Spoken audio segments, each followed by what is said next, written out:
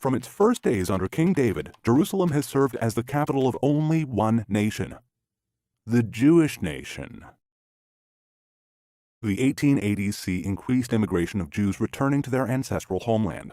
The malaria-ridden swamps are drained and agricultural communities thrive in the once barren hills. The 19th century. Revolutions and reforms are in the air. Nations crave freedom. The Jews around the world feel it's time. A journalist named Herzl founds a Zionist movement for the return of Jews to their homeland.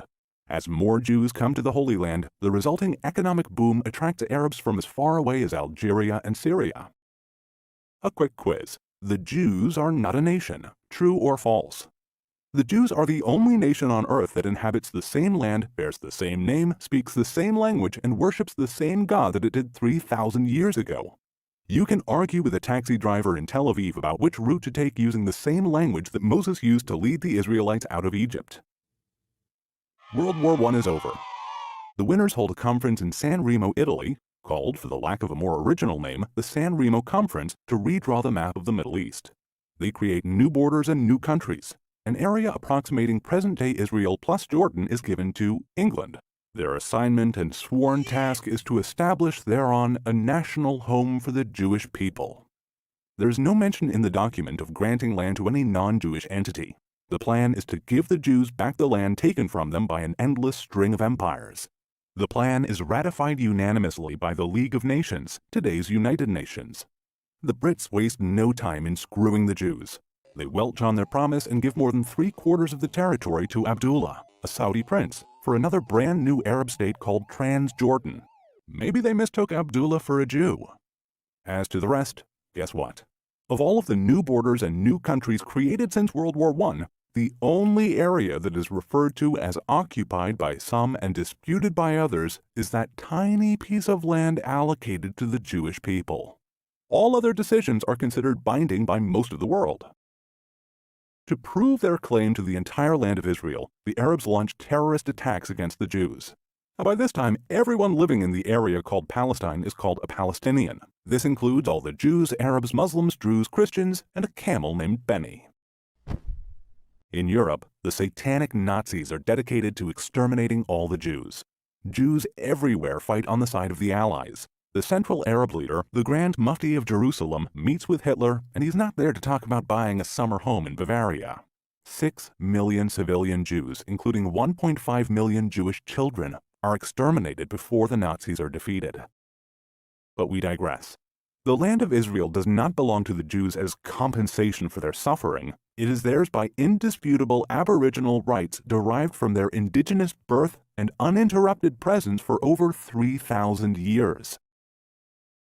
The Holocaust is over, but Arab attacks against the Jews of Palestine continue. Now, an actor who has disappeared 2,000 years ago comes for an encore, the armed and proud Jew. The Jews in their ancestral land of Israel establish armed organizations to defend themselves against Arab terrorists.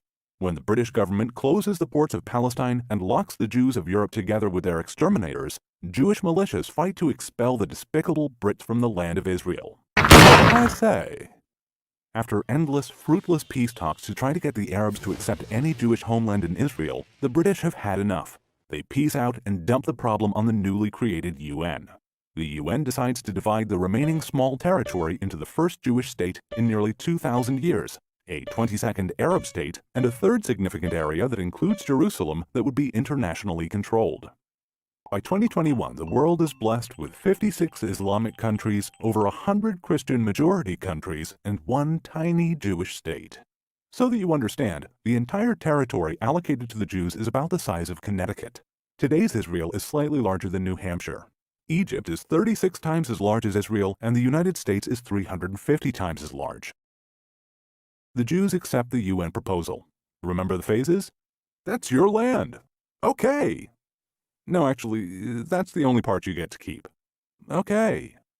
No, as a matter of fact, this is the only part you get. Oy vey.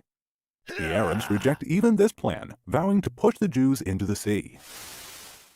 Having a massive numerical advantage, 5 Arab states, each with a standing army and a total population of over 30 million people, attack the newborn state of 600,000 Jews. It's David versus 5 Goliaths. 1,000,000 to 1 shot comes in. David wins again. Israel repels the attacks and declares its independence. 711,000 Arabs flee from Israel. 156,000 Arabs choose to stay and are brutally given Israeli citizenship and civil rights. 850,000 Jews are driven out of the surrounding Arab countries. Jordan annexes the West Bank, including the holy sites in Jerusalem. They sack, loot, pillage, and desecrate every synagogue and Jewish cemetery in its territory. Egypt claims Gaza. Despite total Arab control of the West Bank and Gaza from 1948 to 1967, the Arab world does not establish a Palestinian state there. Do you get this? They have total control of the so-called occupied territories, and they don't create a Palestinian homeland. Israel is an imperialist country, true or false?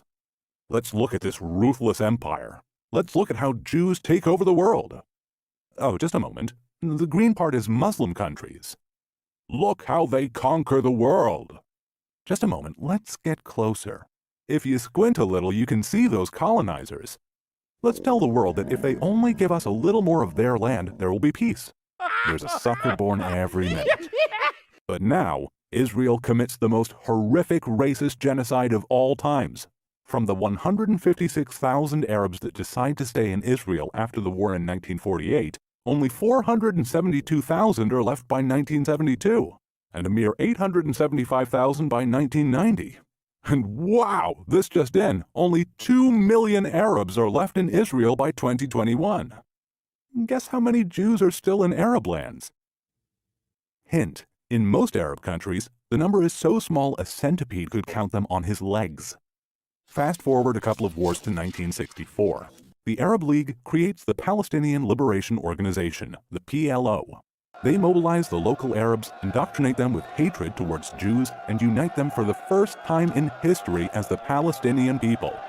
Mazel tov! A nation is born, the Palestinians.